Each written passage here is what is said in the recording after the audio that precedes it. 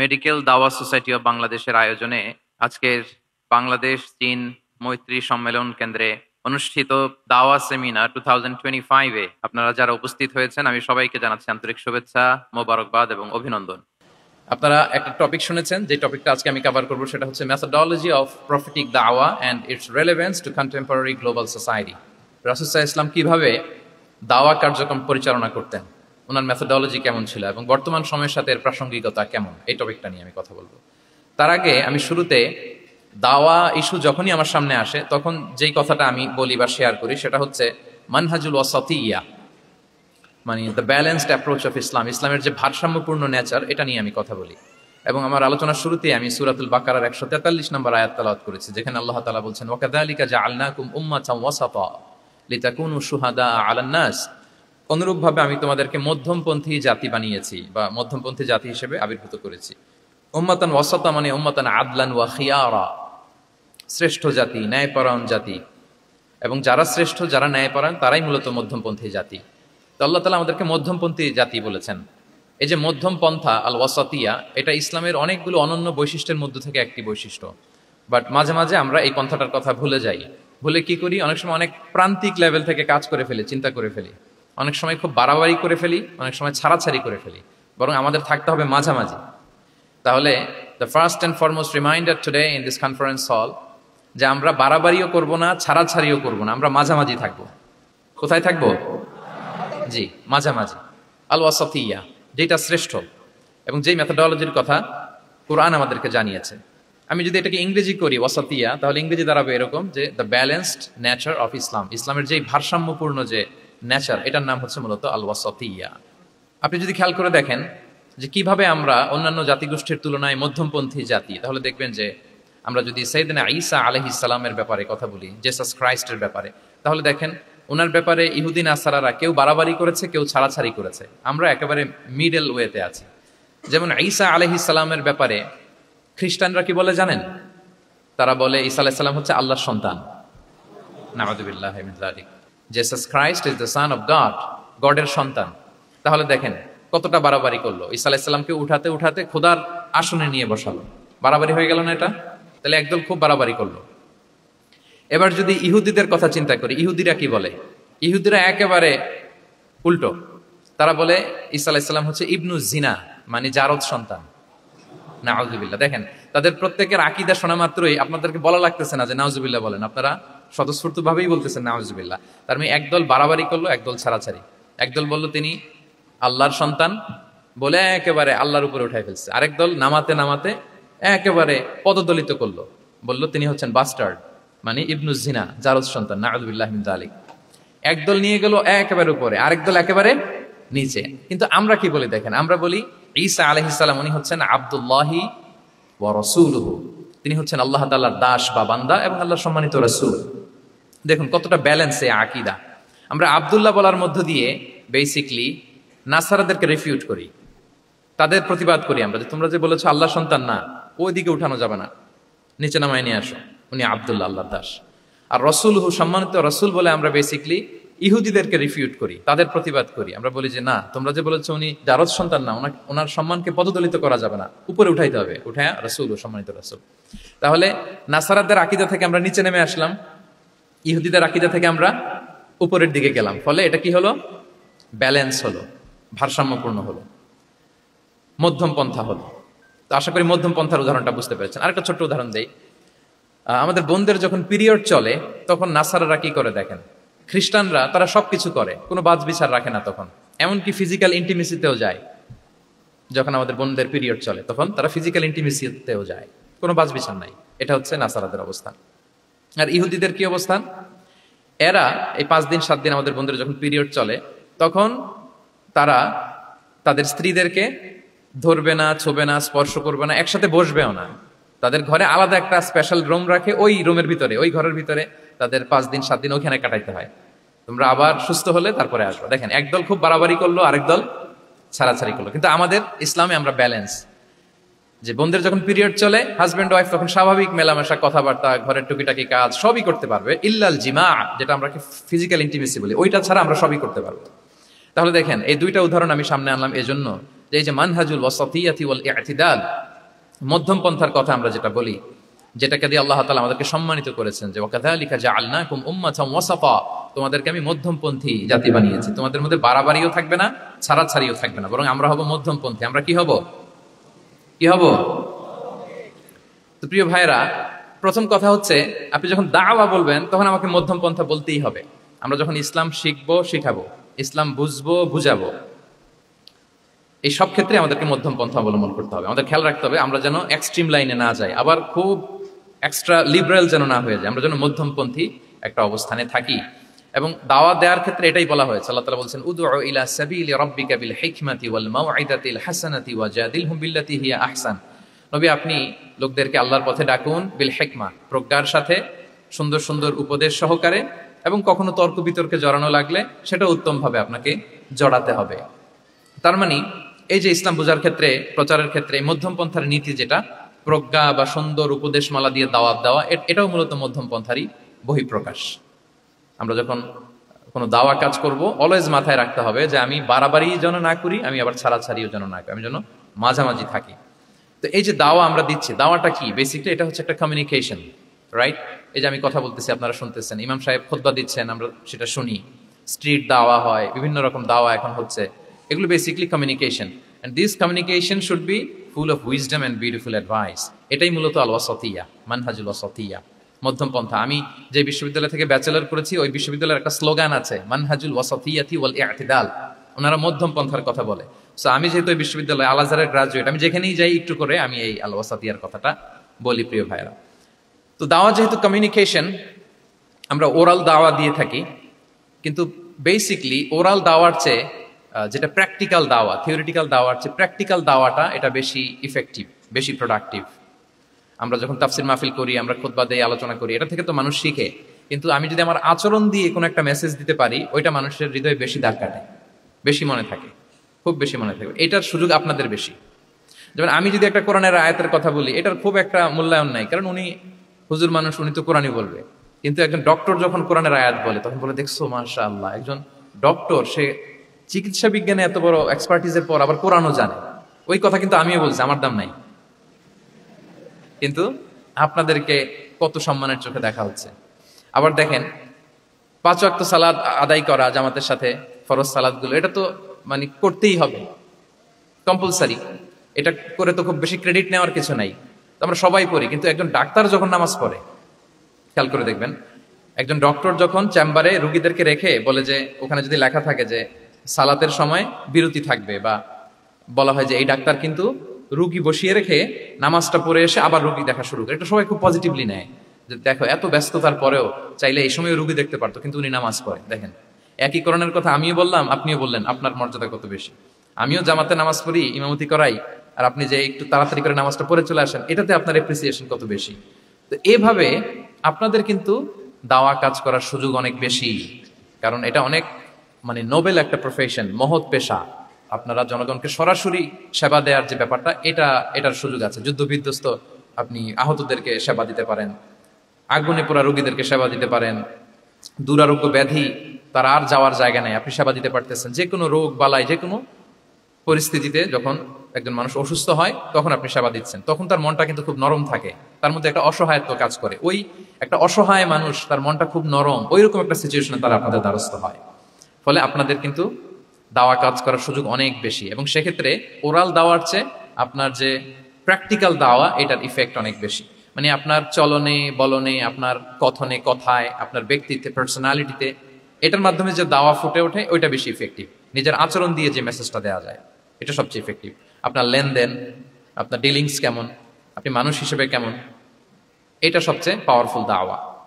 উমরে ফারুক রাদিয়াল্লাহু তাআলা আনহু, উনি ওনার ছাত্রদেরকে প্রায়ই বলতেন, উমরে ফারুক রাদিয়াল্লাহু তাআলা, উনি বলতেন যে কুনু দুআতান ইলাল্লাহি ওয়া আনতুম সামিতুন, যে তোমরা আল্লাহর রাস্তায় দাওয়াতি কাজে বের হয়ে যাও এমন অবস্থায় যে তোমরা চুপচাপ।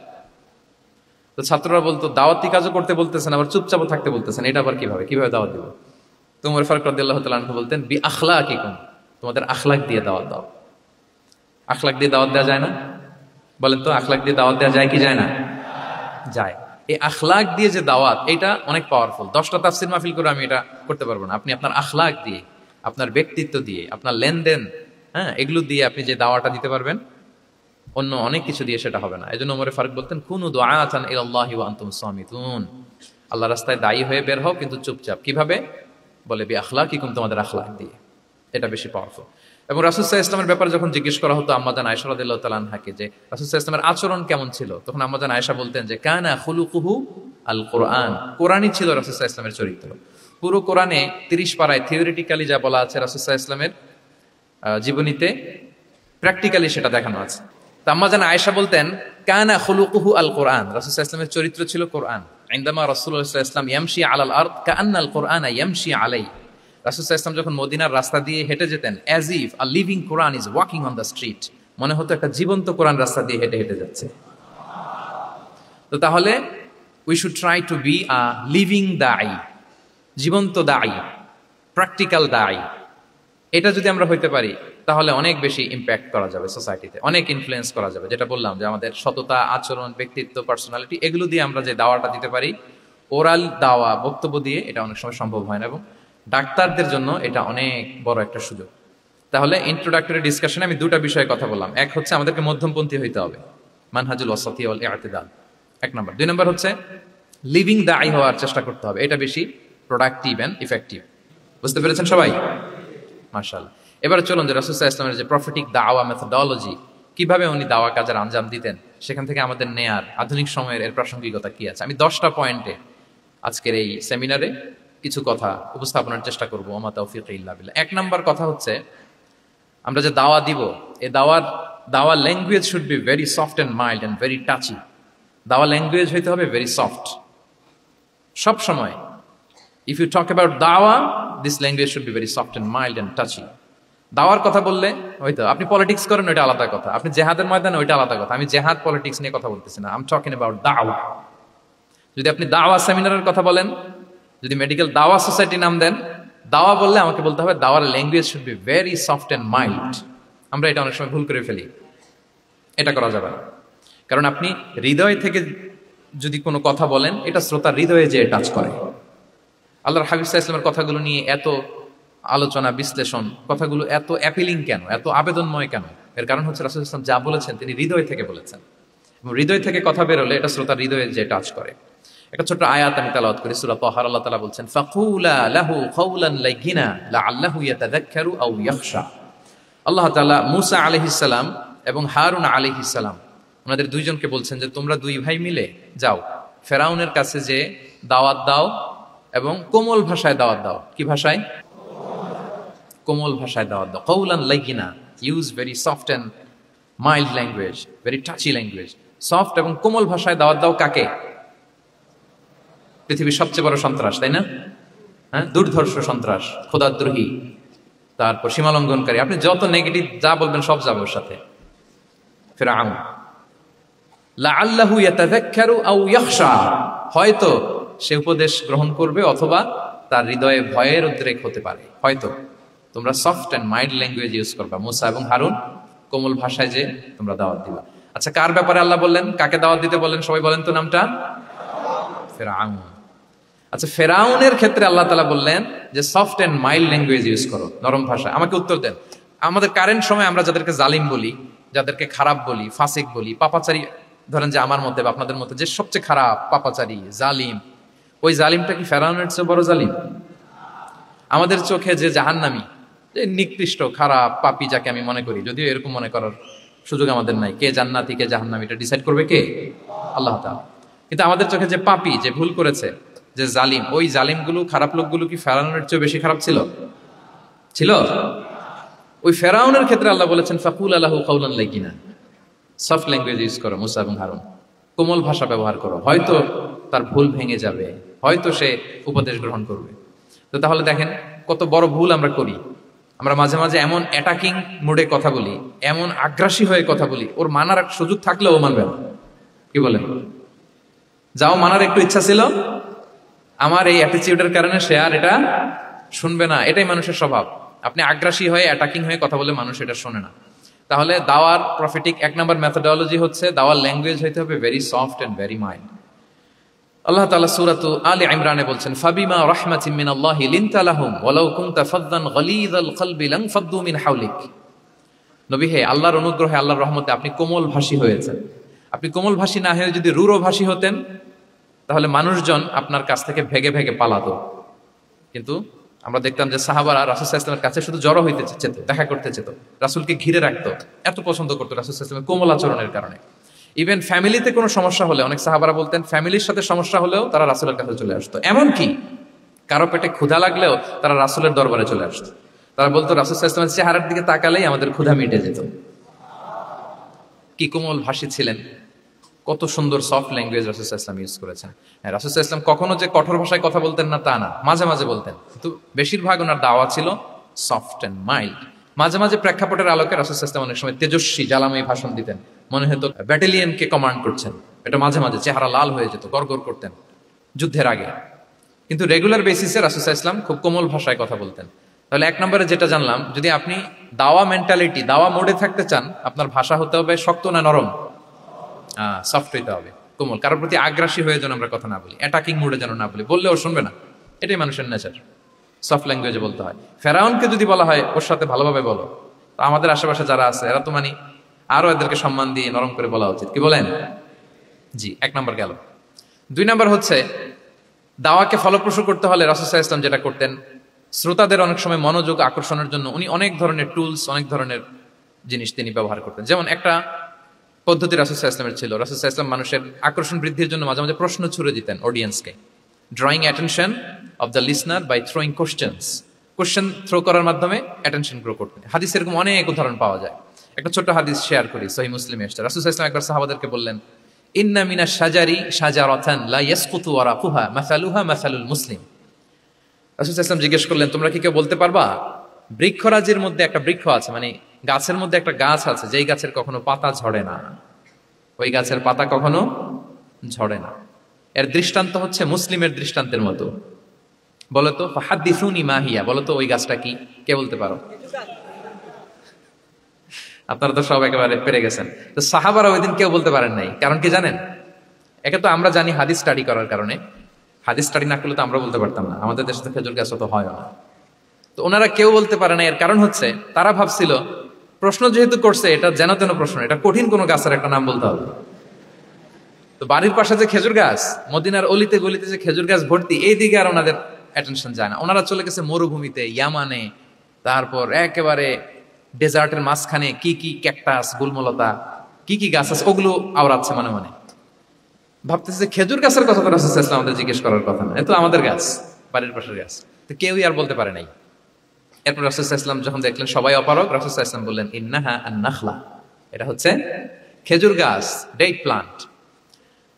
তো আব্দুল্লাহ ইবনে উমর রাদিয়াল্লাহু তাআলা আনহু বাড়িতে যাওয়ার পরে ওমরে ফারুককে তার বাবাকে বললেন যে, বাবা, আজকে যে রাসূল সাল্লাল্লাহু আলাইহি ওয়াসাল্লাম প্রশ্ন ছুড়ে দিলেন, আপনারা যে কেউ পারলেন না, উত্তরটা কিন্তু আমি পারতাম।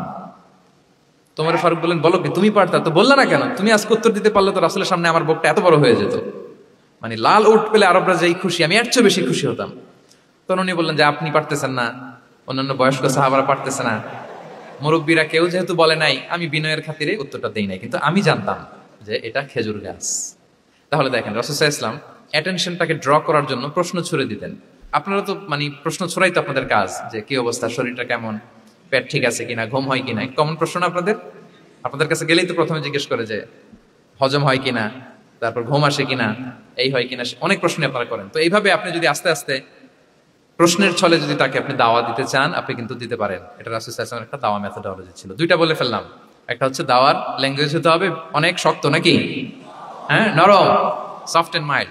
দুই নাম্বার হচ্ছে প্রশ্ন ছুড়ে দিয়ে শ্রোতাকে আকর্ষণ করা, মনোযোগ আকর্ষণ করা। তিন নাম্বার ভিজুয়াল এক্সপ্লেনেশন, রাসূল সাল্লাল্লাহু আলাইহি ওয়াসাল্লাম এটা করতেন যাতে করে আরো সহজে বোঝানোর জন্য। এটা নিশ্চয়ই আপনারা করেন।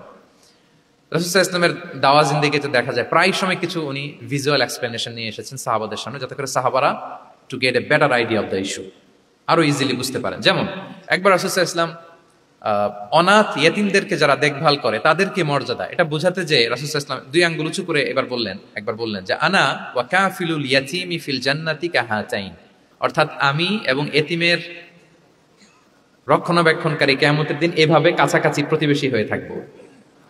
এই দুইটা আঙ্গুলের মাঝখানে যেমনি খুব একটা স্পেস নাই, গ্যাপ নাই, মানে একেবারে কাছাকাছি, নেইবরিং ফিঙ্গার, রাইট? আমি এবং এতিমের রক্ষণাবেক্ষণকারী এইভাবে নেইবর হয়ে থাকবো। এই যে ভিজুয়াল এক্সপ্লেনেশন দেখছেন, এই যে দাওয়ার মধ্যে মাঝে মাঝে এরকম ভিজুয়াল এক্সপ্লেনেশন করতে হবে যাতে করে শ্রোতারা বুঝে। রাসূল সাল্লাল্লাহু আলাইহি ওয়াসাল্লাম করেছেন।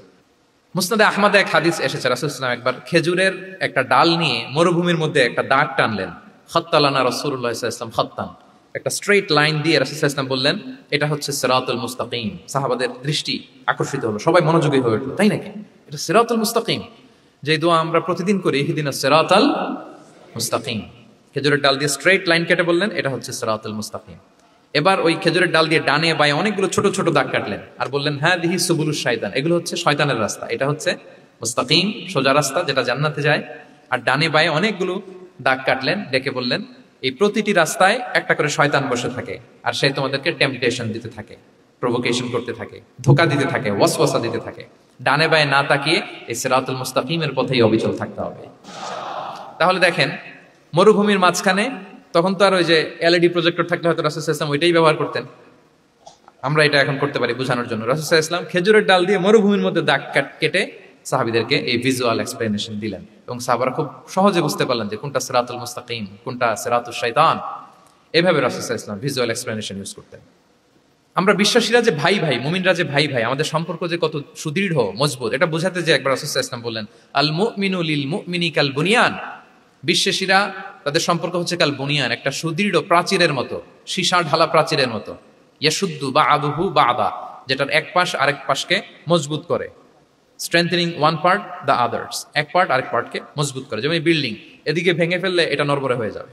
তিনি বুঝালেন যে সুদৃঢ় প্রাচীরের মতো হচ্ছে বিশ্বাসীদের সম্পর্ক। এটা বলে ওয়াসাব্বাকা বাইনা আসাবিহি, মানে ডান হাতের আঙ্গুলগুলো বাঁ হাতের ভেতরে ভেবে ঢুকিয়ে দিলেন, বললেন যে এরকম মজবুত। সুবহানাল্লাহ। এই যে এই হাতের আঙ্গুলগুলো এই হাতে ঢুকিয়ে এরকম চাপ দিলে খুব শক্ত হয় না, মজবুত হয় না? রাসূল সাল্লাল্লাহু আলাইহি ওয়াসাল্লাম বললেন আমাদের বন্ধন হচ্ছে এরকম সুদৃঢ় মজবুত, সুদৃঢ় সীসা ঢালা প্রাচীরের মতো। আল্লাহু আকবার। তাহলে এই যে ভিজুয়াল এক্সপ্লেনেশন রাসূল সাল্লাল্লাহু আলাইহি ওয়াসাল্লাম বোঝানোর জন্য এই যে এরকম দাগ কাটা, কখনো এইভাবে হাদিসে এরকম অনেক পাওয়া যায়। আমি অল্প কয়েকটা, সময়ের টাইম কনস্ট্রেন্টের কারণে অল্প কয়েকটা নিয়ে আসলাম। তাহলে এটা রাসূল সাল্লাল্লাহু আলাইহি ওয়াসাল্লামের একটা দাওয়া মেথোডোলজি ছিল, বোঝানোর জন্য কত ইজিয়েস্ট ওয়েতে তিনি অডিয়েন্সের কাছে পৌঁছাতে পারেন। তিনি প্রয়োজনে ভিজুয়াল এক্সপ্লেনেশনের সহায়তা নিতেন। কয়টা গেল মেথোডোলজি? 3টা। 4 নাম্বার হচ্ছে গ্রাজুয়ালিটি, ধীরে ধীরে ধাপে ধাপে দাওয়া পরিচালনা করা, দাওয়া কাজ করা। এটা তো অনেক সময় আমরা ভুল করে ফেলি। আমরা অনেক সময় একটু রাশিং মেন্টালিটিতে থাকি, তাড়াহুড়ো। একজন ভাই নতুন দিনে ফিরছে, আগে হয়তো সংশয়বাদী ছিল, নাস্তিক ছিল, প্র্যাকটিস করতো না, এখন সে প্র্যাকটিসের ইচ্ছা করছে। এই সুযোগ পেয়ে আমি তারে বলা শুরু করলাম, নামাজ পড়তে হবে, রোজা রাখতে হবে, জাকাত দিতে হবে, তোমার ওয়াইফের পর্দা করাইতে হবে, হালাল হারাম ও কয়েক ছাড়ছে, আমার সম্ভব না। ও বলবে ভাই আগে যাচ্ছিলাম ওইটাই ভালো ছিল, এতগুলো তো আমি মানতে পারবো না। এই যে আপনি তাকে দিন থেকে ভাগালেন, আপনার দাওয়া মেথোডোলজি জানা না থাকার কারণে আপনি তাকে ভাগালেন। একসাথে আপনি এত কথা বলবেন না। নতুন যখন কেউ দিনে ফিরে তাকে আপনি একসাথে এত কথা বলবেন না।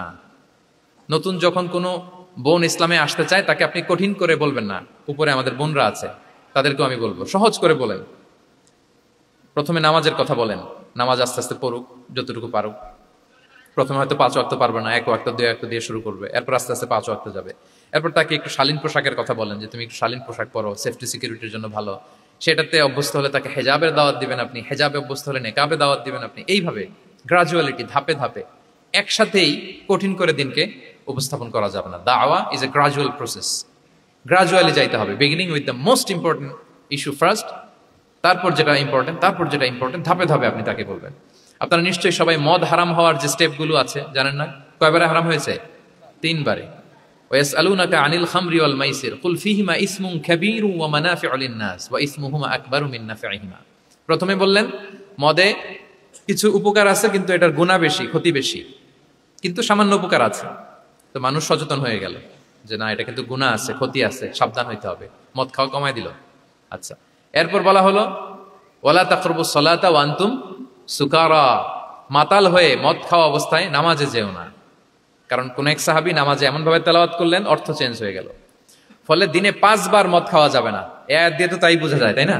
5 বারের জন্য যখন সাবধান হয়ে গেল, আরো তারা অভ্যস্ত হয়ে গেল। এরপরে নাজিল হলো ইন্নামাল খামরু ওয়াল মাইসিরু ওয়াল আনসাবু ওয়াল আজলামু রিজসুম মিন আমালিশ শাইতানি ফাজতানিবু। মদ, জুয়া, ভাগ্যলিপি, এগুলো শয়তানের কাজ, এগুলো থেকে বেঁচে থাকো। সবাই মদিনার ঘরের ভেতরে মদের বোতল যেগুলো ছিল ভেঙে সব রাস্তায় মদ দিয়ে মদিনার অলিগলি শয়লাম। সুবহানাল্লাহ, কারো কষ্ট হয়নি, কারণ ধাপে ধাপে মদকে হারাম করা হয়েছে। কেউ যদি চেইন স্মোকার থাকে, আপনি যদি বলেন যে স্মোকিং হারাম, কালকে থেকে একটাও খেতে পারবে না, ও পারবে? ও তো মারা যাবে। ও সব বাদ দিতে পারবে, স্মোকিং বাদ দিতে পারবে না। তো কি করবেন? তাকে আপনি অল্প অল্প করে, যে একটু একটু করে ছাড়ো। এই যে রমজান আসতেছে, সারাদিন তো করতেই পারবে না, রাতে দুই তিনটা করে খাইও, বেশি খাইও না।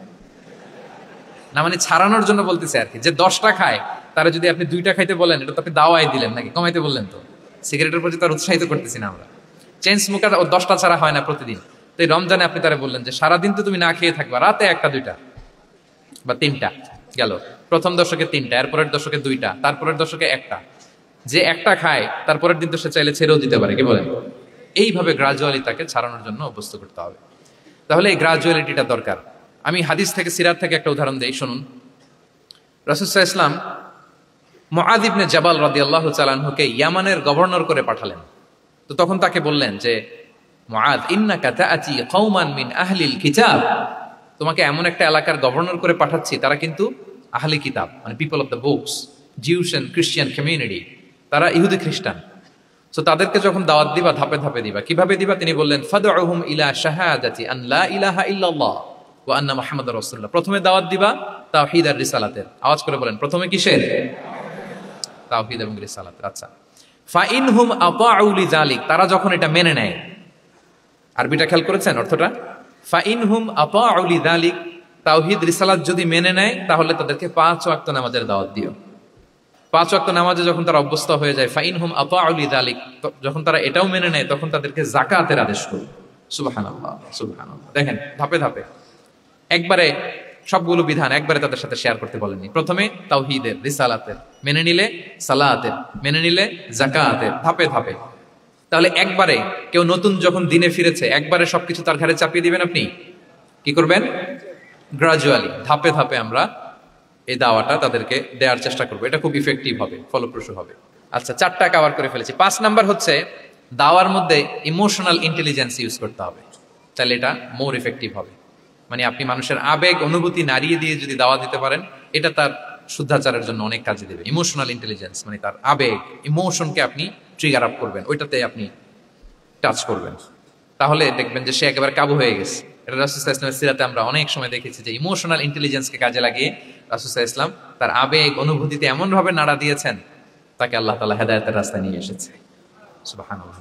একটা ছোট্ট উদাহরণ দেই, মুসনাদে আহমদ ইবনে হাম্বলের হাদিস, কিভাবে ইমোশনাল ইন্টেলিজেন্স রাসূল সাল্লাল্লাহু আলাইহি ওয়াসাল্লাম ইউজ করতেন, আবেগ অনুভূতিকে কিভাবে নাড়া দিতেন রাসূল সাল্লাল্লাহু আলাইহি ওয়াসাল্লাম। এক যুবক এসে সাহাবাদের সামনে রাসূল সাল্লাল্লাহু আলাইহি ওয়াসাল্লামকে বললেন, ইয়া রাসূলুল্লাহ ইযান লি বিজিনা, হে আল্লাহর রাসূল আপনি আমাকে জিনার অনুমতি দেন।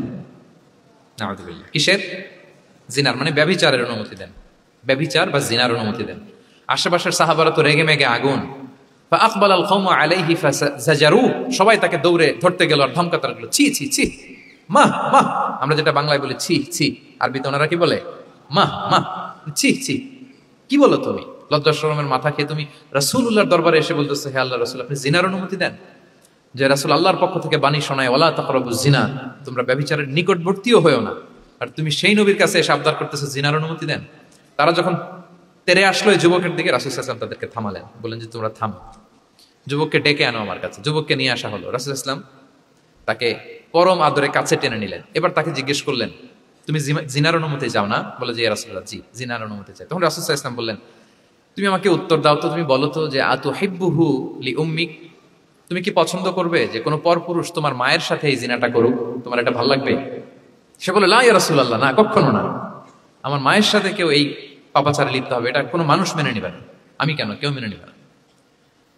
তারপর রাসূল সাল্লাল্লাহু আলাইহি ওয়াসাল্লাম তাকে বললেন, আতুহিব্বুহু লিবনাতিক, তুমি তোমার কলিজার টুকরা সন্তান, কন্যা সন্তানের সাথে, তোমার কন্যার সাথে কেউ এই পাপ কাজটা করুক, এটা তুমি মেনে নিবে? এটা তুমি পছন্দ করো? সে বলল, লা ইয়া রাসূলুল্লাহ, হে আল্লাহর রাসূল কোশ্চিন কালেও না, কখনো মানবো না, আমার মেয়ের সাথে কেউ এই কাজ করবেন কখনো মানবো না। রাসূল সাল্লাল্লাহু আলাইহি ওয়াসাল্লাম আবার তাকে প্রশ্নবাণে জর্জরিত করতে লাগলেন। আবার বললেন, আতুহিব্বুহু লিউখতিক, তুমি কি তোমার প্রিয় বোনের সাথে কেউ এটা করুক, এই পাপাচারে লিপ্ত হোক, জিনা করুক, পছন্দ করবে? তোমার বোনকে কেউ এরকম করবে, অপমান করবে, এটা চাইবে তুমি?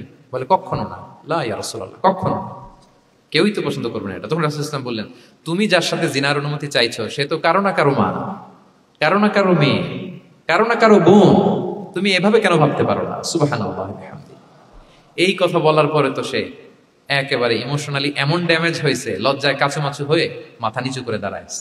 তখন রাসূল ইসলাম তার পিঠে একটা আলতো চাপড় মারলেন, পরম মমতায় আলতো চাপড় দিয়ে তার জন্য দোয়া করলেন, আল্লাহুম্মা গফির যামবাহ ওয়া তাহহির কলবাহ ওয়া হাসসিন ফারজাহ। আল্লাহ তুমি এই যুবকের পাপ মোচন করো, আল্লাহ তুমি তার অন্তরটাকে পরিশুদ্ধ করো, আল্লাহ তুমি তার চরিত্রটাকে নিষ্কলুষ করো। এই হাদিসের রাবি উনি বলতেছেন, ফালাম ইয়াকুন বা'দা যালিকাল ফাতা ইয়ালতাফিতু ইলা শাই। ওই দিনের পর থেকে এই যুবক কখনো কোনো পরনারীর দিকে রাস্তায় তাকায় নাই। এই ইমোশনালি যখন তাকে দুর্বল করা হলো, তাকে যখন এইভাবে রাসূল সাল্লাল্লাহু আলাইহি ওয়াসাল্লাম প্রেজেন্টেশন করলেন, হাদিসের বর্ণনাকারী বলেন এরপরে আমরা কোনোদিন তাকে পরনারীর দিকে তাকাতে দেখি নাই। তার হৃদয়টাকে আল্লাহ তাআলা পরিশুদ্ধ করে দিলেন। রাসূল সাল্লাল্লাহু আলাইহি ওয়াসাল্লাম ইউযাক্কিহিম, কিভাবে মানুষকে পরিশুদ্ধ করতে দেখেন, কিভাবে তার আবেগ অনুভূতিকে নাড়িয়ে তার চিন্তার জগতে আলোড়ন সৃষ্টি করে তাকে এমন ভাবে কাবু করলেন যে রাসূল সাল্লাল্লাহু আলাইহি ওয়াসাল্লাম যেই দিকে তাকে গাইড করতেছে এখন সে সেদিকেই যেতে বাধ্য। সো এইটা আমাদেরকে করতে হবে, ইমোশনাল ইন্টেলিজেন্স কাজে লাগিয়ে মানুষের আবেগ অনুভূতিতে নাড়া দিয়ে যদি আপনি তাকে কোনো কথা, কোনো বার্তা, কোনো নাসিহাত করেন, তখন সেটা সে শুনে, এমন শুনে এমন ভাবে সে হেদায়েতের পথে আসে যেটা আমরা কল্পনাও করতে পারি না। তাহলে এটা যেন আমরা করি, এটা খুবই প্রোডাক্টিভ, এটা খুবই ইফেক্টিভ, এটা খুবই ফ্রুটফুল, কাজে দেয় মানুষকে ইমোশনালি তাকে দেওয়া। এই পয়েন্টটা বুঝতে পেরেছেন তো সবাই, না? আলহামদুলিল্লাহ। 6 নাম্বার মেথোডোলজি হচ্ছে দাওয়া should be full of love. দাওয়া বললে এটার সাথে লাভ থাকতে হবে, লাভ, ভালোবাসা। যদি আপনি দাওয়া বলেন এখানে লাভ থাকতে হবে। ইট কামস উইথ লাভ, ভালোবাসা দিয়ে আপনি মানুষের হৃদয় জয় করতে হবে। আমরা দায়ীরা অনেক সময় বেশি জাজমেন্টাল হয়ে যাই। আরব শায়েকরা বলে যে নাহনু দুআত লাসনা কুদাত, আমরা দায়ী, আমরা জাজ নই, উই আর নট জাজেস। আমাদের অনেক দায়ীরা আমরা ভুল করে ফেলি, আমরা বলি যে ও খারাপ, ও এটা, ও জাহান্নামী, ও খারিজ, এরকম আমরা সবাইকে নাকচ করি। মনে হয় যেন সবাইরে জাহান্নামে পাঠাই, আমি একা জান্নাতে যেতে পারলেই সফল। আচ্ছা বলেন তো, সব গেল জাহান্নামে, আপনি একা শুধু জান্নাতে, ভাল লাগবে আপনার? এই যে আজকে আমরা এখানে সবাই ছাত্র, শিক্ষক, ডিস্টিংগুইশ গেস্টরা, উপরে আমাদের বোনরা, কত ভালো লাগতেছে না? ধরেন যে 2500 সিটিং ক্যাপাসিটির এই চীন মৈত্রী সম্মেলন কেন্দ্রে কেউ নাই, শুধু আপনি একা। এই বিশাল হল রুমে কেউ নাই, আপনি একা, ভাল লাগবে? তো সবাইকে জাহান্নামে পাঠিয়ে শুধু আমি জান্নাতে গেলে এটা আমার ভাল লাগবে না ওই জান্নাতে। আমরা কিভাবে আমাদের জান্নাতের দলকে ভারী করতে পারি, এই চেষ্টাটা আমাদের বেশি বেশি করতে হবে, কি বলেন? তাহলে দাওয়া should be full of love, কারণ ভালোবাসা দিয়ে যা জয় করা যায় কঠোরতা দিয়ে তা পারা যায় না। ভালোবাসা দিয়ে আপনি যেটা করতে পারবেন, কঠোরতা দিয়ে কখনো সেটা করতে পারবেন। আসুন আমরা হাদিস থেকে শুনি, সিরাত থেকে শুনি। আল্লাহর হাবিব সাল্লাল্লাহু আলাইহি ওয়াসাল্লাম মসজিদে নববীতে বসে আছেন সাহাবাদেরকে নিয়ে। হঠাৎ এক বেদুইনের আগমন। বেদুইন মানে যার মধ্যে নগর জীবনের কোনো নিয়ম কানুন সে দেখেনি, জানে না, বুঝে না। সিভিলাইজেশন বলতে যেটা বুঝি, ভদ্রতা, কার্টিসি, ম্যানার, এটা সে শিখেনি। এরকম এক বেদুইন অনেক দূর পল্লী থেকে মদিনার মসজিদে নববীতে এসেছে, কিন্তু সে ইসলাম ধর্ম গ্রহণ করেছে, মুসলিম। তো মসজিদে ঢুকে সে 2 রাকাত নামাজ পড়তেছে। এসে যে রাসূলকে সালাম দিবে, কথা, ওই কার্টিসিটাও নাই। রাসূল সাল্লাল্লাহু আলাইহি ওয়াসাল্লাম বসা ওইদিকে সাহাবাদের নিয়ে, সে তার মতো এসে এক জায়গায় মসজিদের সাথে তার উট বেঁধে সে 2 রাকাত নামাজ পড়ে দোয়া করতেছে আল্লাহর কাছে। কি দোয়া জানেন? দোয়ার মধ্যেও কাটিছি নাই। দোয়াতে বলে, ইয়া আল্লাহ, আল্লাহুম্মা আরহামনি ওয়ারহাম মুহাম্মাদা ওয়ালা তারহাম মা'ানা আহাদা। মানে আল্লাহ তুমি শুধু আমারে রহম করো আর মুহাম্মদ সাল্লাল্লাহু আলাইহি ওয়াসাল্লামের রহম করো, আমাদের সাথে আর কাউরে রহম করো না তুমি। বেদুইন, তার মধ্যে আদাবু দোয়া, দোয়ার যে একটা এটিকেটস আছে এটা তো তার জানা নাই। দোয়ায় অন্যদের জন্য দোয়া করলে যে নিজের লাভ এটা সে জানতো না। আমি যদি বলি যে আল্লাহ এই ভাইদেরকে তুমি কবুল করো, তখন ফেরেশতারা বলে আল্লাহ যিনি দোয়া করতেছে আগে তাকে তুমি কবুল করো। কেউ অসুস্থ, আমি যদি বলি আল্লাহ আমার এই ভাইকে তুমি সুস্থ করো, আল্লাহ ফেরেশতারা বলে আল্লাহ যিনি দোয়া করলেন আগে তার রোগ বালাই থাকলে আগে তাকে সুস্থ করো।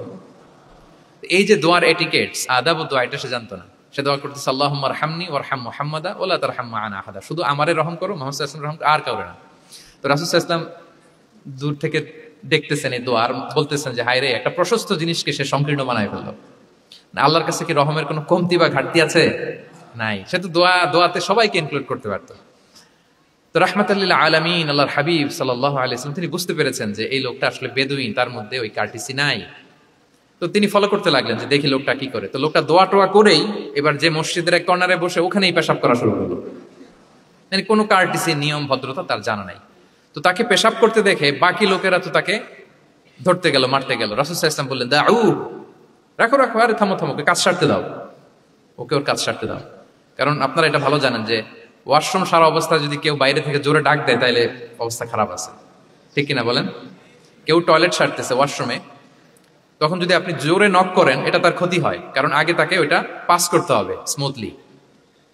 এটাও একটা এটিকেট যে কেউ ওয়াশরুমে গেল, আমাকেও যেতে হবে, তো আমি যে বারবার ডিস্টার্ব না করে ওখানে একটু পায়চারা করতে পারি, একটু হালকা মৃদু শব্দে কাশে দিতে পারি, বা আমি যে বাইরে আছি সামওয়ান ইজ ওয়েটিং আউটসাইড এটা তাকে বোঝাতে পারি। কিন্তু অনেকে যে কি করে, ধাম ধাম করার যখন শুরু করে ওই বেচারার তো অবস্থা টাইট। এটা যেন আমরা না করি, এই শিক্ষাটা কিন্তু এই হাদিস থেকে পাই। রাসূল সাল্লাল্লাহু আলাইহি ওয়াসাল্লাম বললেন দাউ দাউ, রাখো রাখো, আরে ছাড়ো ছাড়ো, ও তো এখন করতেছে, ইউরিন পাস করতেছে, রাখো, ওটাও সারুক, আগে সারুক, আমরা পরে ডিল করি। তো সবাইকে তিনি থামালেন, ও সারল। এবার রাসূল সাল্লাল্লাহু আলাইহি ওয়াসাল্লাম বললেন, এবার তোমরা যে ওয়া হারিকু আলা বাউলিহি সাজলান মিন মা, যেহেতু মসজিদে নববীর ফ্লোর ছিল বালুর ফ্লোর, শুকিয়ে যাবে, বললেন যে ওর পেশাব করা জায়গার উপর এক বালতি পানি ঢেলে দাও। সাহাবারা দিল। আর এই বেদুইন লোককে রাসূল সাল্লাল্লাহু আলাইহি ওয়াসাল্লাম কাছে টেনে নিলেন, যে তাকে খুব ভালোবাসা দিয়ে বললেন, কি অবস্থা তোমার, কোত্থেকে আসছো, সব খোঁজ খবর নিয়ে বললেন যে তুমি যে এখানে নামাজ পড়লা, এরপরে আবার এই কাজটা সারলা, তুমি কি জানো এখানে আল্লাহর জিকির করা হয়, এটা আমাদের ইবাদতগাহ, এখানে আমরা রবের জিকির করি, তার কাছে ফরিয়াদ করি, সবাই মিলে, এই কমিউনিটির সবাই এখানে আসে, এই কমিউনিটির, মদিনার কমিউনিটির সবাই মিলে, নারী পুরুষ নির্বিশেষে আমরা এসে এখানে আল্লাহর কাছে ফরিয়াদ করি, দোয়া করি, ইবাদত করি, কোরআন তেলাওয়াত করি, এটা আমাদের ইবাদতগাহ। এইখানে কি এমন কাজটা করা তোমার ঠিক হলো? সে তো লজ্জায় কাচুমাচু হয়ে রাসূল সাল্লাল্লাহু আলাইহি ওয়াসাল্লামের কাছে ক্ষমা চেয়েছে। সুবহানাল্লাহ বিহামদি। একটা কঠিন পরিস্থিতিকে ভালোবাসা দিয়ে রাসূল সাল্লাল্লাহু আলাইহি ওয়াসাল্লাম কোথায় নিয়ে যেতেন, এটাকে পুরো হিস্ট্রি পাল্টে দিতেন, সিনারিও পাল্টে দিতেন। সাহাবারা অবাক হলো, তারাও শিখলো যে না, এরকম করা যাবে না। তখন তাকে এইভাবে ডিল করলেন। আর সাহাবারা যারা রাগারাগি করেছিল, সাহাবীদেরকে রাসূল সাল্লাল্লাহু আলাইহি ওয়াসাল্লাম বললেন, ফা ইন্নামা বুইসতুম মুয়াসসিরিন ওয়া লাম তুবআসু মুআসসিরিন, মনে রাখো তোমরা সহজপন্থী হয়ে প্রেরিত হয়েছো, তোমরা কঠিন কট্টরপন্থী হয়ে, জটিলপন্থী হয়ে প্রেরিত হও নাই।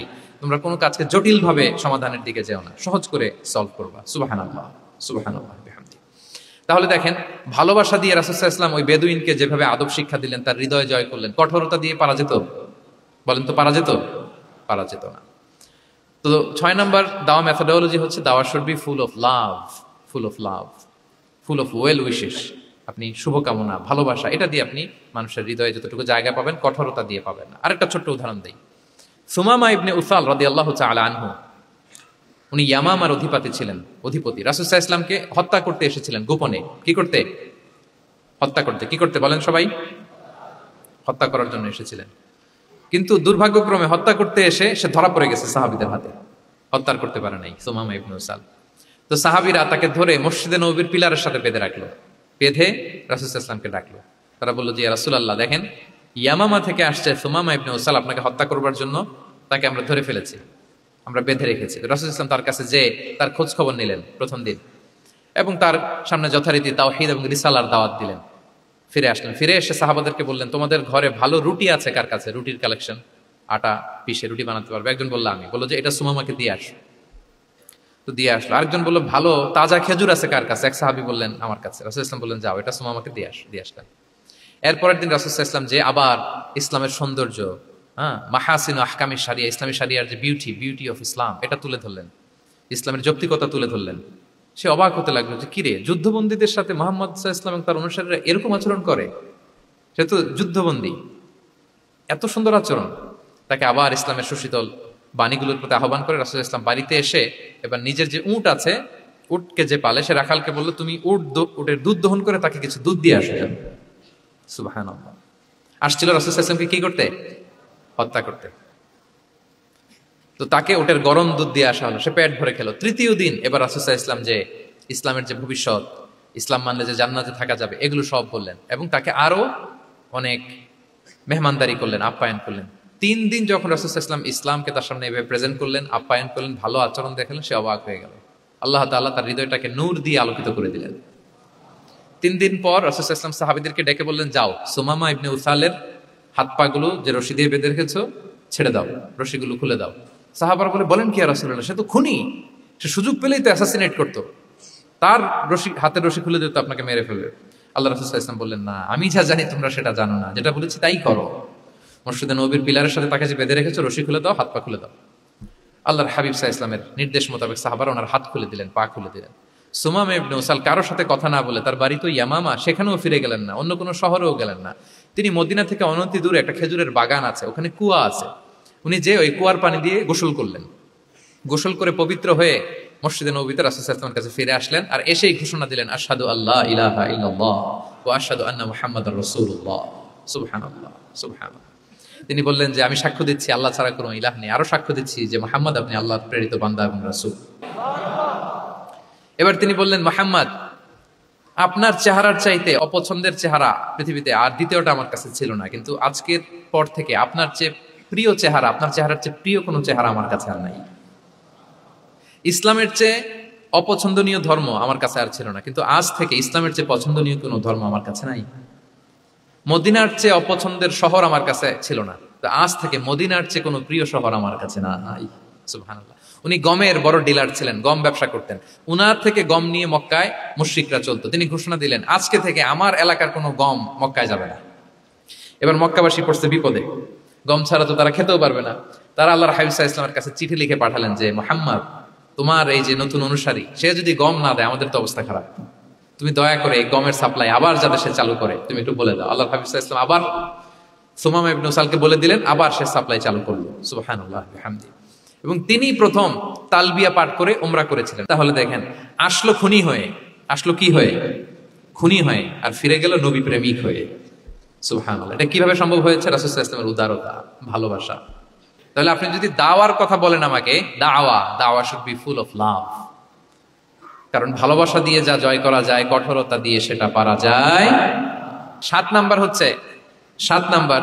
রাসূল সাল্লাল্লাহু আলাইহি ওয়াসাল্লাম যদি কাউকে কারেকশন করতে চাইতেন, কখনো তাকে অপমান করতেন না, অন্যের সামনে তার নাম নিতেন না, নাম না নিয়ে তাকে শুধরে দিতেন। এটা দাওয়ার আরেকটা মেথোডোলজি। কেউ কোনো ভুল কাজ করলে তার নাম ধরে অন্যের সামনে লজ্জিত করতেন না। আমরা কিন্তু অনেক সময় করি না, অন্যের সামনে মানুষকে কারেক্ট করি, এটা ঠিক না। The way he use to correct others, আপনি যদি সিরাতের দিকে তাকান, সুবহানাল্লাহ, কিভাবে উনি অন্যকে কারেকশন দিতেন, নাম উল্লেখ করতেন না। আমরা এটা অনেক ভুল করি। আমি এই জন্য খুব দুঃখিত এবং লজ্জিত। আমাদের দাওয়া অঙ্গনে আপনি ইউটিউব খুললে দেখবেন যে অনেক দায়ীরা, এক দায়ী আরেক দায়ীকে তুচ্ছ-তাচ্ছিল্য করছে, তার নাম নিয়ে তাকে ছোট করা, তাকে খারিজ করা, তাকে নাকচ করা, সে জাহান্নামী, সে কাফের, সব ইসলামের ঠিকাদারি উনি একা নিজে নিয়ে বসে আছে, আর বাকি যা আছে সব খারিজ। এইটা রাসূল সাল্লাল্লাহু আলাইহি ওয়াসাল্লামের দাওয়ার সাথে যায় না। বরং কেউ যদি কোনো ভুল কিছু বলে, ভুল করে, আপনি যদি মনে করেন যে না তার এটা ভুল, আমারটা সঠিক, তো আপনার নিয়ম হচ্ছে আপনি সঠিকটা প্রচার করা। তাহলে কেউ যদি ভুল করে থাকে তারও টনেক নড়বে, বাকিরাও সঠিকটা জেনে যাবে। এটা হচ্ছে রাসূল সাল্লাল্লাহু আলাইহি ওয়াসাল্লামের দাওয়া মেথোডোলজি। তিনি কখনো কারো নাম ধরে অন্যের সামনে, মানুষের সামনে তাকে লজ্জা দিতেন না, তাকে কারেক্ট করতে যেতেন না। এটা ছিল রাসূল সাল্লাল্লাহু আলাইহি ওয়াসাল্লামের বৈশিষ্ট্য। আসুন আমরা সিরাত থেকে দেখি, হাদিস থেকে দেখি। আল্লাহর হাবিব সাল্লাল্লাহু আলাইহি ওয়াসাল্লাম উনি রাতে দিনে কি কি আমল করতেন, গোপন আমল, এগুলো জানার জন্য 3 জন সাহাবী রাসূল সাল্লাল্লাহু আলাইহি ওয়াসাল্লামের স্ত্রীদের কাছে গেলেন। যে জিজ্ঞেস করলেন যে আপনারা আমাদেরকে বলুন যে রাসূল সাল্লাল্লাহু আলাইহি ওয়াসাল্লাম রাতে কি আমল করে, দুপুরে কি আমল করে, বিকেলে কি আমল করে। তো আমাদের আম্মা জানেরা, রাসূল সাল্লাল্লাহু আলাইহি ওয়াসাল্লামের প্রিয়তমা স্ত্রীরা বললেন যে উনি রাতে এরকম তাহাজ্জুদ, দুপুরবেলা এরকম তেলাওয়াত, এই সময় নফল নামাজ, এই সময় এটা করে। আল্লাহর হাবিব সাল্লাল্লাহু আলাইহি ওয়াসাল্লামের পুরো আমলের ফিরিস্তি যখন শোনানো হলো, কাআন্নাহুম তাকাল্লুহা, তাদের কাছে এটা কম মনে হলো পরিমাণে, তারা ভাবছিল হয়তো আরো বেশি করে। তখন তাদের একজন বলল, আরে আইনা নাহনু মিন রাসূলিল্লাহ, কই রাসূল সাল্লাল্লাহু আলাইহি ওয়াসাল্লাম, কই আমরা। রাসূল সাল্লাল্লাহু আলাইহি ওয়াসাল্লামের ব্যাপারে আল্লাহ বলেছেন, কদ গুফিরা লাহু মা তাকাদ্দামা মিন যামবিহি ওয়া মা তাআখার, রাসূল সাল্লাল্লাহু আলাইহি ওয়াসাল্লামের আগের পরের সব গুনাহ মাফ। আদতে তো ওনার কোনো গুনাহই নাই, তারপরেও একটা স্পেশাল স্ট্যাটাস হচ্ছে আপনার আগের পরের সব গুনাহ মাফ। তো তারা বলল, যেই মহান ব্যক্তির, যেই নবীর আগের পরের সব গুনাহ মাফ বলে ঘোষণা দেওয়া হয়েছে, তার সাথে তো আমাদের তুলনা করলে হবে না, আমাদের তো বেশি আমল করতে হবে। রাসূল সাল্লাল্লাহু আলাইহি ওয়াসাল্লাম হয়তো এই জন্য এই স্ট্যান্ডার্ড মেনটেন করেন না, এরকম করলে তো আমরা মাফ পাবো না আল্লাহর কাছে। ভালো চিন্তা থেকেই তারা ভাবছেন যে না, আমাদের আমল আসলে কম হয়ে যাচ্ছে, বাড়াইতে হবে। রাসূল সাল্লাল্লাহু আলাইহি ওয়াসাল্লামের কথা ভিন্ন, আমাদের বাড়াইতে হবে। তো কি করতে হবে? একজন বলল, আজকে থেকে আমি সারা রাত নফল নামাজ পড়বো, সারা রাত ঘুমাবো না। নিয়ত করে ফেলছে, আমি সারা রাত নফল নামাজ, এশার পর থেকে যে নফল শুরু হবে ফজর পর্যন্ত, ঘুমটম নাই, আচ্ছা গেল। আরেকজন বললো, আমি সারা বছর রোজা রাখবো, কালকে থেকে যে রোজা ধরবো আর ভাঙবো না, সারা বছর। আচ্ছা। আরেকজন বললো, আমার কয়েকজন স্ত্রী আছে, আমি আর স্ত্রীদের কাছে যাব না, আমি এখন থেকে সন্ন্যাসী, বৈরাগী জীবন যাপন করব, আমি আর কোনো নারীর কাছে যাচ্ছি না। তো এই ঘোষণা যখন তারা দিয়ে ফেলছে, এটা রাসূল সাল্লাল্লাহু আলাইহি ওয়াসাল্লামের কান পর্যন্ত যেয়ে পৌঁছালো। আল্লাহর হাবিব সাল্লাল্লাহু আলাইহি ওয়াসাল্লাম এটা শুনে ফেললেন। শুনে রাসূল সাল্লাল্লাহু আলাইহি ওয়াসাল্লাম এটা অপছন্দ করলেন, কারণ এটা তো রাইট ট্র্যাক না, ওনারা ভুল করতেছে। তো একটা ভরা মজলিসে রাসূল সাল্লাল্লাহু আলাইহি ওয়াসাল্লাম বললেন, আনতুমুল্লাযীনা কুলতুম কাযা ওয়া কাযা, শুনলাম তোমাদের মধ্যে কে কে নাকি এমন এমন বলছো। সুবহানাল্লাহ। তিনি বলতে পারে, এই আব্দুল্লাহ দাঁড়াও, এই আব্দুর রহমান স্ট্যান্ড আপ, এই দাঁড়াও, তুমি নাকি এটা বলছো, তুমি এটা বললে তো ওনারা লজ্জা পেতেন না? সবার সামনে লজ্জা পেতেন। উনি এটা না করে কাজ হাসিল হয়ে যাচ্ছে, বললেন আনতুমুল্লাযীনা কুলতুম কাযা ওয়া কাযা। অনেক বর্ণনা এরকম পাওয়া যায়, মা বালু আকওয়ামিন ইয়াফআলুনা কাযা ওয়া কাযা, মা বালু আকওয়ামিন ইয়াকুলুনা কাযা ওয়া কাযা। তাদের কি হলো, তারা এমন এমন বলে, তাদের হলোটা কি, তারা এমন এমন বলে। এইভাবে তিনি শুধরে দিতেন। তো বললেন তোমাদের মধ্যে কেউ কেউ নাকি এটা বলে এটা বলে, এই ওই তিনজনের তো টনক নড়ে গেছে, আর বাকিরা শুনতেছে। তখন রাসূল সাল্লাল্লাহু আলাইহি ওয়াসাল্লাম বললেন, না, এটা ঠিক নয়।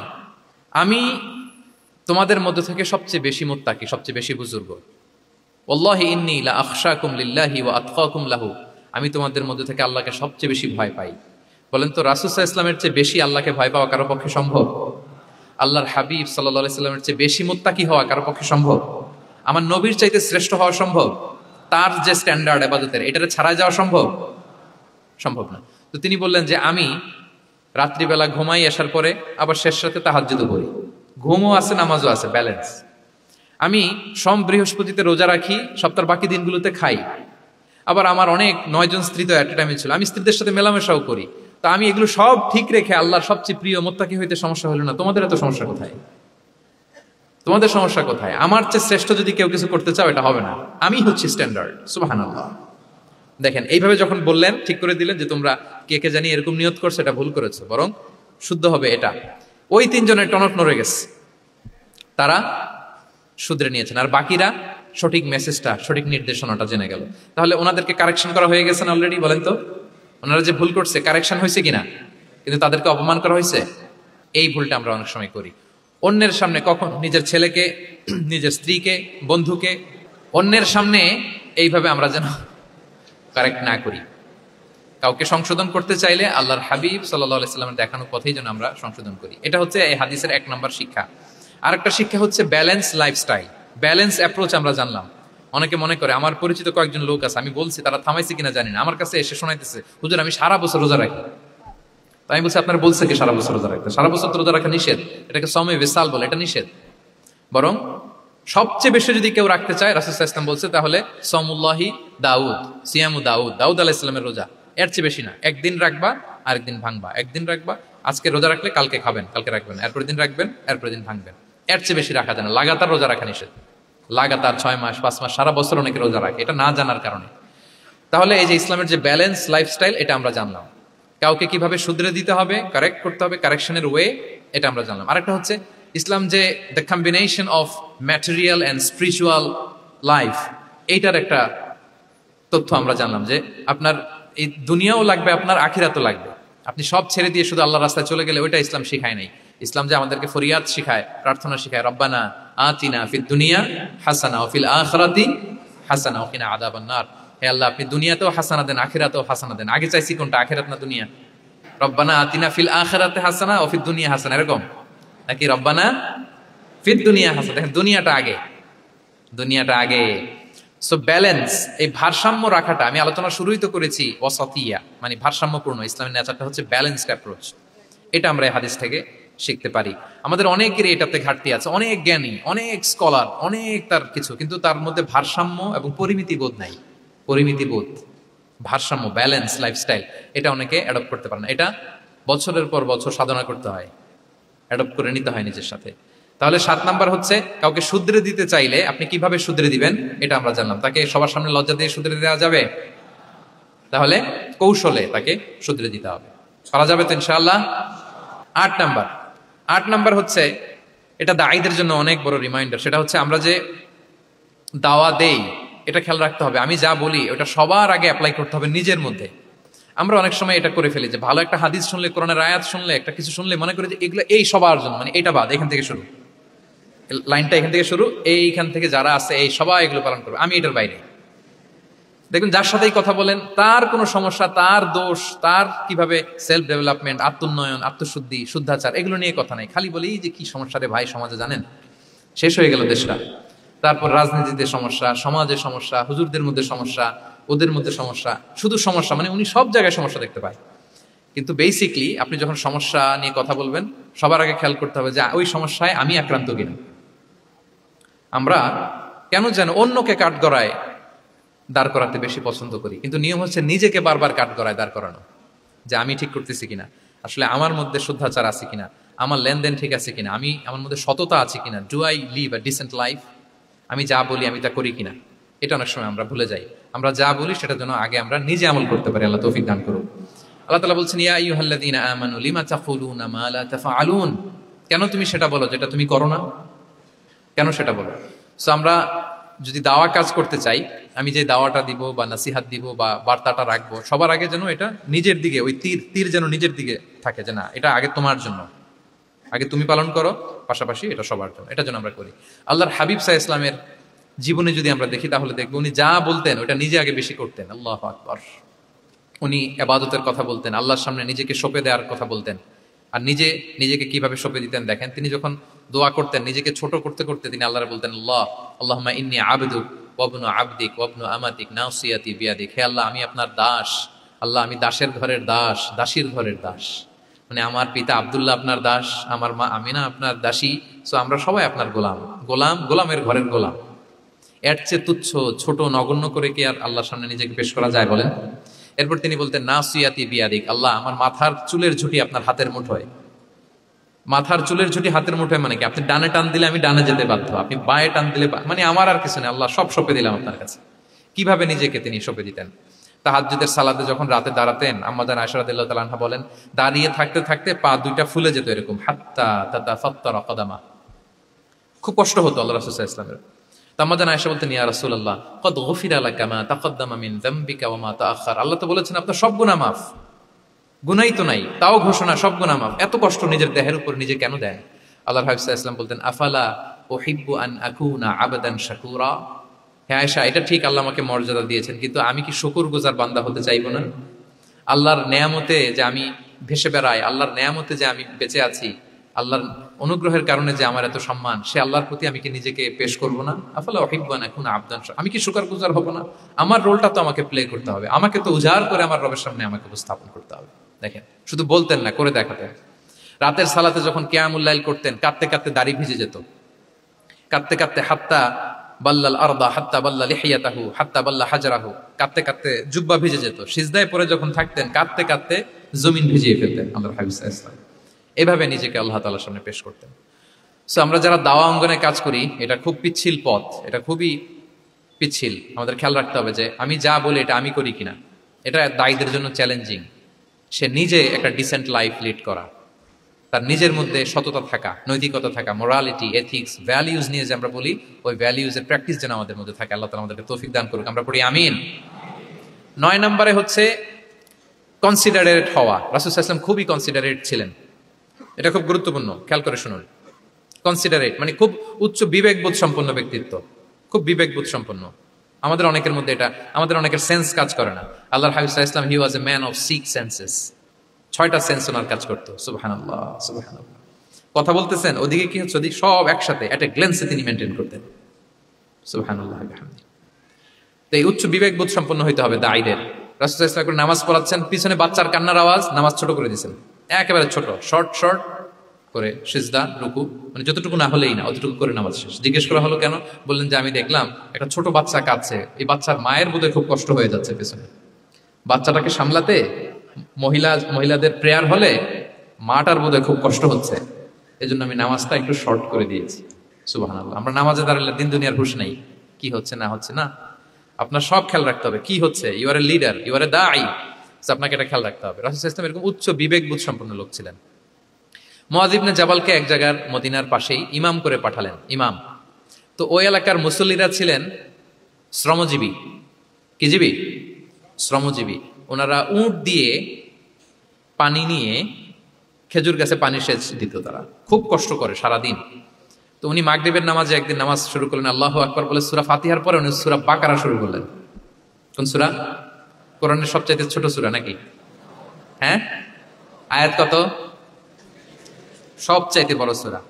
তো উনি হয়তো একটা খুব চিল মুডে আছেন, একটা খুব ভালো মুডে আছেন, ইবাদতের একটা মুডে আছেন, উনার আবেগ থেকে উনি হয়তো সূরা বাকারা শুরু করে দিয়েছেন, তেলাওয়াত করে করে মজা পাচ্ছেন, করতেছেন। কিন্তু পিছনে মুসল্লিরা হচ্ছে শ্রমজীবী, সারাদিন খেতে খামারে খেজুর বাগানে কাজ করে ওনারা নামাজ পড়তেছেন। একদল তো নামাজ ছেড়ে দিছে, ছেড়ে দিয়ে নিজেরা নামাজ পড়ে আল্লাহর হাবিব সাল্লাল্লাহু আলাইহি ওয়াসাল্লামের কাছে যে বিচার দিলেন, যে রাসূলুল্লাহ দেখেন এমন একজনকে ইমাম হিসেবে পাঠালেন, উনি মাগরিবের নামাজ শুরু করছে সূরা বাকারা দিয়ে। আমরা হচ্ছে শ্রমজীবী মানুষ, আমরা কি পারি এত সময় দাঁড়িয়ে থাকতে? রাসূল সাল্লাল্লাহু আলাইহি ওয়াসাল্লাম খুব রেগে গেলেন, খুব। মুআয ইবনে জাবাল রাদিয়াল্লাহু তাআলা আনহুকে ডেকে পাঠালেন, ডেকে কি শব্দ ইউজ করছে জানেন? উনি বললেন, আফাত্তানুন আনতা ইয়া মুআয, ফাত্তান মানে ফিতনাবাজ। হে মুআয, তুমি কি সমাজে ফিতনা ছড়াচ্ছ? তোমাকে পাঠালাম সেখানকার ইউনিটি ধরে রাখতে, ইমাম হয়ে নামাজ পড়াবা, তালিম দিবা। আফাত্তান আনতা ইয়া মুআয, তুমি ফিতনা ছড়াচ্ছ? তুমি কেন সাব্বিহ ইসমা রাব্বিকাল আলা তোমার মুখস্থ নাই? ওয়াশ-শামসি ওয়া দুহাহা মুখস্থ নাই? হাদিসে দুইটা সূরার কথা, যে এই সাইজের সূরাগুলো পারো না, তুমি এগুলো দিয়ে নামাজ পড়াও যাতে ওদের কষ্ট না হয়। ওরা তো শ্রমজীবী সাহাবী, ওদের দিকে তো তোমার খেয়াল রাখতে হবে, কনসিডারেট হতে হবে। সুবহানাল্লাহ। দেখেন রাসূল সাল্লাল্লাহু আলাইহি ওয়াসাল্লাম ইমামকে এনে শাসন করলেন, বুঝিয়ে বললেন যে না, তোমাকে ছোট ছোট সূরায় নামাজ পড়াতে হবে যাতে করে কষ্ট না হয়। এবং রাসূল সাল্লাল্লাহু আলাইহি ওয়াসাল্লাম কাউকে কোনো দায়িত্ব দিয়ে কাজে পাঠালে ওনার বিখ্যাত একটা বাণী তিনি বলে দিতেন। আমার ভেরিফাইড যে ফেসবুক পেজের কভার ফটোতে দেখবেন এই হাদিসটা দেয়া। সেটা হচ্ছে তিনি কাউকে কোনো দায়িত্ব দিয়ে পাঠালে তিনি বলতেন, বাশশিরু ওয়ালা তুনাফফিরু, ইয়াসসিরু ওয়ালা তুআসসিরু। মানে তোমরা মানুষকে সুসংবাদ দিও, মানুষকে দিন থেকে ভাগিও না, দিনকে সহজ করে উপস্থাপন করো, দিনকে জটিল করে মানুষের সামনে উপস্থাপন করো না। আমরা এটা ভুল করি, এত কঠিন ভাবে উপস্থাপন করি, ভাবে যে কঠিন করে উপস্থাপন করতে পারলেই বোধহয় ওনার ক্রেডিট। এরকম একটা মানসিকতা অনেকের আছে। কোনো মুফতি যদি এমন কোনো ফতোয়া দেয় যেটা সমাজের অধিকাংশ মুসলিম চেষ্টা করেও মানতে পারতেছে না, কঠিন হয়ে যাচ্ছে, তার মানে something is missing in the ফতোয়া, something is missing in the legal opinion, and the মুফতি should revise the issue again and again. তাকে আরো মুফতিদের সাথে রিভাইজ করতে হবে, আরো কিভাবে জীবন ঘনিষ্ঠ করে মাসালাটা দেয়া যায় তাকে এটা ভাবতে হবে। কারণ আল্লাহ দিনের মধ্যে জটিলতা রাখেননি, কাঠিন্যতা রাখেননি। আমরা দিনকে কঠিনভাবে মানুষের কাছে উপস্থাপন করি, মানুষকে ভয় দেখাই, আমরা হতাশ করি, দিন থেকে ভাগাই। রাসূল সাল্লাল্লাহু আলাইহি ওয়াসাল্লাম বলেছেন, খবরদার দিন থেকে ভাগিও না, সহজ করে মানুষের কাছে উপস্থাপন করো, দিনকে জটিল করে মানুষের কাছে উপস্থাপন করবে না। তো তাহলে কনসিডারেট ছিলেন রাসূল সাল্লাল্লাহু আলাইহি ওয়াসাল্লাম, খুব উচ্চ বিবেক বোধ সম্পন্ন ব্যক্তি ছিলেন। একবার মাগরিবের সালাতে অথবা এশার সালাতে হাদিসে এসেছে যে ইহদা সালাতাইল ইশা মানে মাগরিব অথবা এশায় হাসান হুসাইন রাদিয়াল্লাহু তাআলা আনহুকে নিয়ে তিনি নামাজে গেলেন। নামাজের এক পর্যায়ে সিজদারত অবস্থায় ওনার নাতি হাসান রাদিয়াল্লাহু তাআলা আনহু ওনার কাঁধের উপরে চেপে বসলেন, দীর্ঘ সিজদা দিলেন। এরপর যখন নামাজ শেষ করলেন, সাহাবারা বললেন, ইয়া রাসূলুল্লাহ, এত লম্বা সিজদা দিতে তো কখনো দেখি নাই, নামাজে কি অসুস্থ হয়ে গেলেন নাকি? অথবা নামাজ চলা অবস্থায় কি কোরআনের আয়াত নাজিল হলো নাকি? রাসূল সাল্লাল্লাহু আলাইহি ওয়াসাল্লাম বললেন, কুল্লু যালিকা লাম ইয়াকুন, একটাও না, বরং ওয়ালাকিন নাবনি ইরতাহালানি, আমার নাতি আমার কাঁধে উঠছিল। ফাকারিহতু আন উআজ্জিলাহু হাত্তা ইয়াকদিয়া হাজাতা, আমি সিজদায় উঠতে গেলেই তো ও যে খেলতেছে এটা ডিস্টার্ব হয়ে যাবে, সো ওর যতক্ষণ না ওর খেলা শেষ না হয় আমি একটু ওয়েট করতেছিলাম। তার খেলাধুলা শেষে তার সময় যখন হয়েছে নেমে গেছে, আমি তখন সিজদা থেকে মাথা উঠিয়েছি। কি কনসিডারেট ছিলেন দেখেন, কি উচ্চ বিবেক বোধ সম্পন্ন, অন্যের যাতে কষ্ট না হয়, অন্যের যে কোনো কনসার্ন, এগুলো সব তিনি খেয়াল রাখতেন। সো দাঈদের এরকম সিক্স সেন্সের অধিকারী হওয়ার চেষ্টা করতে হবে। আল্লাহ তাআলা আমাদেরকে তৌফিক দান করুন। কয়টা গেল? 9টা। আর একটা সর্বশেষ, এটা খুব গুরুত্বপূর্ণ, আপনাদের সাথে খুব রিলেভেন্ট। সেটা হচ্ছে প্রপার টাইমিং ফর দাওয়া। দাওয়ার জন্য টাইমিংটা খুব গুরুত্বপূর্ণ। প্রপার টাইমে যদি দেন ওটা ক্লিক করবে, ওটা স্পার্ক করবে। আর যদি সময় মতো না হয় ওটা কাজ করবে না। প্রপার টাইমে প্রপার দাওয়াটা দিতে হয়, সঠিক সময়ের অপেক্ষা করা, যখন সেই সময়টা আসছে তখন দাওয়া দেওয়া। বুঝতে পেরেছেন না ব্যাপারটা? একটা ছোট্ট উদাহরণ দেই। এক ইহুদি কিশোর রাসূল সাল্লাল্লাহু আলাইহি ওয়াসাল্লামের খেদমত করতো। ইহুদি কিশোর, কোন ধর্মের কিশোর বলেন তো? ইহুদি কিশোর। প্রায় আসতো রাসূল সাল্লাল্লাহু আলাইহি ওয়াসাল্লামের কাছে, আসতো রাসূল সাল্লাল্লাহু আলাইহি ওয়াসাল্লামের সেবা করতো, কিন্তু তাকে কখনো রাসূল সাল্লাল্লাহু আলাইহি ওয়াসাল্লাম দিনের দাওয়াত দেন নাই। ছেলেটা ইহুদি, কিন্তু তার সামনে কখনো দিনের দাওয়াত তিনি দেন নাই। তো একদিন দেখে যে ওই ছেলে আসে না, লাগাতার এরকম কয়েকদিন যাবত ওই ছেলে আর আসে না। তখন রাসূল সাল্লাল্লাহু আলাইহি ওয়াসাল্লাম খোঁজ নিলেন যে কি হয়েছে। তখন রাসূল সাল্লাল্লাহু আলাইহি ওয়াসাল্লাম শুনতে পেলেন যে ছেলেটা অসুস্থ। ছেলেটা কি অসুস্থ? আল্লাহর হাবিব সাল্লাল্লাহু আলাইহি ওয়াসাল্লাম তার বাসায় গেলেন, যে দেখলেন যে ইহুদি ছেলেটা বিছানায় পড়ে কাতরাচ্ছে, পাশে ছেলেটার বাবা। রাসূল সাল্লাল্লাহু আলাইহি ওয়াসাল্লাম তার মাথায় হাত বুলিয়ে দিলেন, তার খোঁজ খবর নিলেন। এবার রাসূল সাল্লাল্লাহু আলাইহি ওয়াসাল্লাম বললেন, আসলিম মানে ইসলাম ধর্ম গ্রহণ করো। ফানাযারা ইলা ওয়াজহি আবি, ইহুদি ছেলেটা তার বাবার চেহারার দিকে তাকালো, দেখে আব্বা কি বলে। বাবা যেহেতু দাঁড়ায় আছে, ফানাযারা ইলা ওয়াজহি আবি, বাবার চেহারার দিকে মুমূর্ষু ছেলেটা বাবার চেহারার দিকে তাকালো। তো বাবা বলল, আতি আবুল কাসিম, মানে আবুল কাসিম যা বলে তাই শোনো। রাসূল সাল্লাল্লাহু আলাইহি ওয়াসাল্লামের বড় ছেলের নাম ছিল কাসিম, ফলে ওনাকে আবুল কাসিম বলে মদিনাতে ডাকা হতো। আমাদেরও তো বড় ছেলে বা বড় মেয়ের নাম ধরে ডাকে না, ধরেন যে আপনার বড় ছেলের নাম আব্দুল্লাহ, তো আপনারা বলে আব্দুল্লাহর বাবা। রাসূল সাল্লাল্লাহু আলাইহি ওয়াসাল্লামকে মদিনায় বলা হতো কাসিমের বাবা। তো ছেলেটা যখন বাবার চেহারার দিকে তাকালো, বাবা বলল আতি আবুল কাসিম, তুমি আবুল কাসেমের অনুসরণ করো, যা বলে তাই শোনো। ছেলেটা তখন পড়তে আরম্ভ করলো আশহাদু আল্লা ইলাহা ইল্লাল্লাহ ওয়া আশহাদু আন্না মুহাম্মাদুর রাসূলুল্লাহ, মানে মুসলিম হয়ে গেল। রাসূল সাল্লাল্লাহু আলাইহি ওয়াসাল্লাম ইহুদিদের ঘর থেকে বের হয়ে আসলেন আর বললেন আলহামদুলিল্লাহিল্লাযী আনকাযাহু মিনান নার, বুখারীর বর্ণনা। প্রশংসা সে আল্লাহর, যে আল্লাহ এই ছেলেটিকে জাহান্নাম থেকে মুক্তি দিয়ে জান্নাতি বানিয়ে নিল। দেখেন রাসূল সাল্লাল্লাহু আলাইহি ওয়াসাল্লাম একটা প্রপার টাইমিং এর অপেক্ষা করতেছিলেন। এতদিন রাসূল সাল্লাল্লাহু আলাইহি ওয়াসাল্লামের ঘরে যে ইহুদি কিশোর খেদমত করে, কাজ করে দিয়ে আসে, একদিনও দাওয়াত দেয় না। রাসূল সাল্লাল্লাহু আলাইহি ওয়াসাল্লাম একটা ভালো সময় খুঁজতেছিলেন। শুরুতেই যদি দাওয়াত দেয়, ওই ছেলে আশাই বন্ধ করবে, ভাববে খাইছে, আমার তো ধর্মান্তরিত করতে চায়। ঠিক কিনা বলেন? যে আমার একটা ফেইথ আছে, সে তো আমার ফেইথ কেড়ে নিতে চায়, বা তার বাবাও ভয় পাবে। রাসূল সাল্লাল্লাহু আলাইহি ওয়াসাল্লাম যখন অনেকদিন তার সাথে মিশলেন, রাসূল সাল্লাল্লাহু আলাইহি ওয়াসাল্লামের ব্যক্তিত্ব, রাসূল সাল্লাল্লাহু আলাইহি ওয়াসাল্লামের কথা বার্তা, আচরণ, মানসিকতা সব দেখে যখন এই ইহুদি ছেলে, তার বাবা ইমপ্রেসড, এবং ছেলেটা শুয়ে আছে বিছানায় মুমূর্ষ, এই প্রপার একটা টাইমিং এর অপেক্ষা রাসূল সাল্লাল্লাহু আলাইহি ওয়াসাল্লাম ছিলেন। যখনই সেই সময়টা এসেছে, রাসূল সাল্লাল্লাহু আলাইহি ওয়াসাল্লাম দাওয়াত দিলেন, মুহূর্তের মধ্যে ক্লিক। আল্লাহু আকবার। এই প্রপার টাইমিং এর অপেক্ষা আমাদেরকে করতে হবে। এই সুযোগটা কিন্তু আপনাদের আছে। আমি শুরুতেই বলেছি যে ডক্টরস যারা, তাদের কাছে মানুষ কখন আসে? সুদিনকালে না দুর্দিনকালে? বলেন, তার বিপদ এর চেয়ে বড় বিপদ নাই। ক্যান্সার নিয়ে আসছে, ডায়াবেটিক্স নিয়ে আসছে, অসুস্থ, অসহায়, মানে ভাবখানা এমন, আপনি ছাড়া তার আর কোনো গতি নেই। ঠিক কিনা বলেন? এই প্রপার টাইমে যখন আপনি মনে করবেন যে now it's high time to give দাওয়া, জাস্ট ডু ইট। যখন মনে করবেন যে না এখন একটা সুন্দর সময়, এখন বললে এটা কাজে দিবে, ওই সময়টাকে আপনি কাজে লাগান। তাহলে দাওয়া মেথোডোলজি সর্বশেষ পয়েন্ট হচ্ছে প্রপার টাইমিং ফর দাওয়া। যখন দাওয়া দিলে কাজে লাগবে, ঠিক তখন দিতে হবে। কি পারা যাবে তো ইনশাআল্লাহ? আল্লাহ তাআলা আমাদের সবাইকে তৌফিক দান করুন। তাহলে প্রিয় ভাইয়েরা, আমি একটু রিভাইজ করি আপনাদের সাথে কি কি নিয়ে কথা বললাম। প্রথমে আমরা বলেছি যে আমাদের মধ্যমপন্থী হইতে হবে, বাড়াবাড়িও করা যাবে না, ছাড়াছাড়িও করা যাবে না। আমরা কোথায় থাকবো? মাঝামাঝি। এরপরে আমরা বললাম ওরাল দাওয়ার চেয়ে প্র্যাকটিক্যাল দাওয়া, লিভিং দায়ী হইতে পারলে ওইটার ইফেক্ট অনেক বেশি। এরপর আমরা আল্লাহর হাবিব সাল্লাল্লাহু আলাইহি ওয়াসাল্লামের সিরা এবং সুন্নাহ থেকে 10টা মেথোডোলজি, দাওয়া মেথোডোলজি আলোচনা করেছি। তার প্রথমটা ছিল ভেরি সফট এন্ড মাইল্ড, দাওয়া ল্যাঙ্গুয়েজটা সফট এন্ড মাইল্ড হতে হবে। 2 নাম্বার, কোশ্চেন থ্রো করতে হবে অ্যাটেনশন ড্র করার জন্য। 3 নম্বরে visual explanation to make the দাওয়া মোর ইফেক্টিভ এন্ড প্রোডাক্টিভ। তারপরে 4 নাম্বার, গ্রাজুয়ালিটি, ধীরে ধীরে, ধাপে ধাপে, একবারে সব চাপিয়ে দেওয়া যাবে না। 5 নম্বরে ইমোশনাল ইন্টেলিজেন্স ইউজ করতে হবে। 6 নম্বরে ফুল অফ লাভ, দাওয়া should be full of love. 7 নম্বরে কাউকে শুধরে দিতে চাইলে লজ্জা দিয়ে অন্যের সামনে শুধরে দেওয়া যাবে না, রাসূল সাল্লাল্লাহু আলাইহি ওয়াসাল্লাম যেভাবে শিখিয়েছেন ওইভাবে কারেক্ট করতে হবে। 8 নম্বরে দাওয়া should be applied in yourself, আগে নিজের মধ্যে। 9 নম্বরে কনসিডারেট হইতে হবে, উচ্চ বিবেক বোধ সম্পন্ন। 10 নম্বরে প্রপার টাইমিং, ঝব্য যে কোপ, বাংলা একটা কথা বলে না, কি বলে? ঝব্য যে, তার মানে সময় মতো, সময়ের 1/4, অসময়ের সময় মতো। যখন আপনি মনে করবেন it's high time to give দাওয়া, ডু ইট, এটা করেন। এইভাবে আল্লাহ রাসূল সাল্লাল্লাহু আলাইহি সাল্লামের দাওয়া মেথোডোলজি ফলো করে যদি আমরা দাওয়া কাজ করি, দাওয়াটা প্রোডাক্টিভ হবে এবং খুব ইফেক্টিভ হবে। আশা করি আল্লাহর হাবিব সাল্লাল্লাহু আলাইহি ওয়াসাল্লামের এই যে দাওয়া মেথোডোলজি এবং এটা কিভাবে আমাদের সাথে রেলেভেন্ট হতে পারে, কিভাবে এটাকে আমরা ইফেক্টিভ করতে পারি আর প্রোডাক্টিভ করতে পারি, এই ব্যাপারে আপনারা একটা মোটামুটি ধারণা পেয়েছেন। আল্লাহ তাআলা আমাদের সবাইকে কথাগুলো বুঝার ও আমল করার তৌফিক দান করুন। হাযা মা ইনদি ওয়াল ইলমু ইনদাল্লাহি আলাইহি তাওয়াক্কালতু ওয়া ইলাইহি উনীব। ওয়াসসালামু আলাইকুম ওয়া রাহমাতুল্লাহি ওয়া বারাকাতুহু।